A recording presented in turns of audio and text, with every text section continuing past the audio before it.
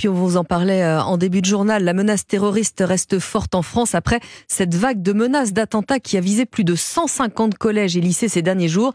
D'ailleurs, un adolescent de 17 ans a été mis en examen et placé en détention provisoire hier. Oui, des menaces d'attentats, des alertes à la bombe, bien souvent envoyées via les ENT, les espaces numériques de travail utilisés par les professeurs, les élèves, leurs parents, et dont la ministre de l'Éducation nationale, Nicole Belloubet, a suspendu l'utilisation au moins jusqu'aux vacances de Pâques.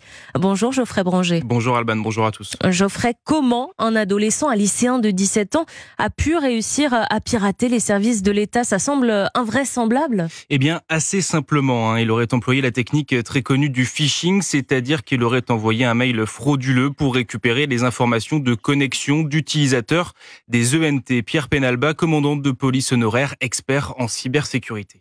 Ils ont pu se faire passer pour l'éducation nationale, pour un professeur, pour un service technique lié à l'ENT. C'est très facile à faire.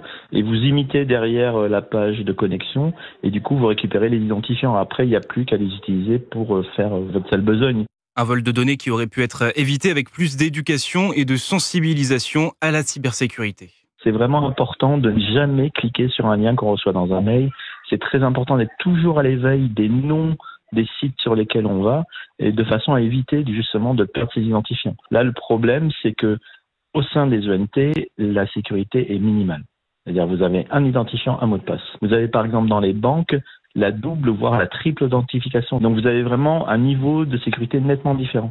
L'adolescent mineur ne risque judiciairement pas grand-chose. Selon Pierre Penalba, il faut durcir le ton dans ce genre d'affaires pour dissuader et faire prendre conscience de la gravité de ces attaques. Merci beaucoup, Geoffrey Branger.